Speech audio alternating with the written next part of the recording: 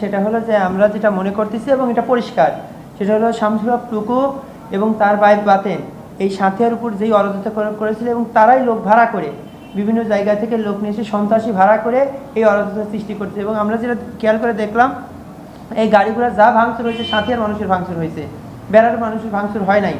তারা এই শামসুল হক টুকু সে জেলে থাকলেও তার সন্তান আসিফ রঞ্জন, সেই রঞ্জন দূর থেকে অর্থ দিয়ে মানুষকে লেলিয়ে দিয়ে ইউনূস সরকারের যেই কর্মসূচি ছিল সাথিয়ার মানুষ যেটা খুশি হয়েছে, তার বিরুদ্ধে সরকারের বিরুদ্ধে এক প্রকার তারা অর্থ দিয়ে সন্ত্রাসী বাহিনী ভাড়া করে সাথিয়ার বিরুদ্ধে অবস্থান নিয়েছে।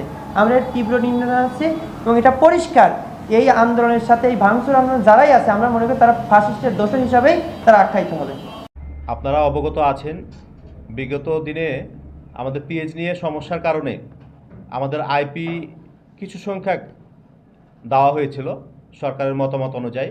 এটা দেওয়া হয়েছিল যে কৃষকেরা যেন সঠিক দাম পায় এবং বাংলাদেশের যে পেঁয়াজের ঘাটতি কম ছিল এই কারণে পেঁয়াজের মজুদ থাকার কারণে আইপিটা বন্ধ ছিল, পরবর্তীতে আইপিটা দেওয়া হয়েছিল। তো এই আইপির প্রেক্ষিতে আমাদের বাজার দেখেছি যে আমাদের 70 টাকা থেকে আমরা বাজার কিন্তু 50-55 টাকায় নেমে আসছিল। পেঁয়াজ প্রথম দিন যখন পেঁয়াজ ঢুকে তারপরের দিন কিন্তু পেঁয়াজের বাজারটা 50 থেকে 55 টাকায় স্থিতিশীল হয়েছিল। এখন পরবর্তীতে সরকার চিন্তা ভাবনা করলো যে যে পরিমাণ মজুদ আছে এবং কৃষকের কাছে যে পেঁয়াজ আছে এই পেঁয়াজটা থাকার কারণে আপনার কৃষক যাতে ন্যায্য দাম পায় সেই বিবেচনা করে আইপিটা বন্ধ করে দেওয়া হয়েছিল। আমরাও আবেদন করেছিলাম, আমদানিকারক সকলে আবেদন করা আছে যে না পুনরায় যদি আইপি ছাড়ে সেক্ষেত্রে আমরা আইপি পুনরায় পাবো।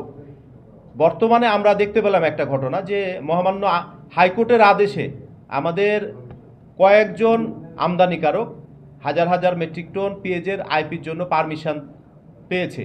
সেই ক্ষেত্রে এখনও চলমান আছে, আইপি নির্দেশনা এখনও ক্লিয়ার হয়নি, তবে আমরা জানতে পেরেছি যে আইপি তারা পাচ্ছে। এইভাবে যদি আইপিটা ইস্যু হয়ে যায় তাহলে আমাদের বাজার যেটা আমরা আশা করছি যে আমরা বাজারটা সঠিক জায়গায় নিয়ে আসতে পারবো, এই জায়গায় কিন্তু আমরা আসতে পারবো না। কেন যে কয়েকজনের হাতে বাজারটা জিম্মি হয়ে যাবে। আমরা যে পেঁয়াজটা 30 টাকা থেকে 40 টাকায় আশা করছি এই জায়গায় আমরা আর আসতে পারবো না।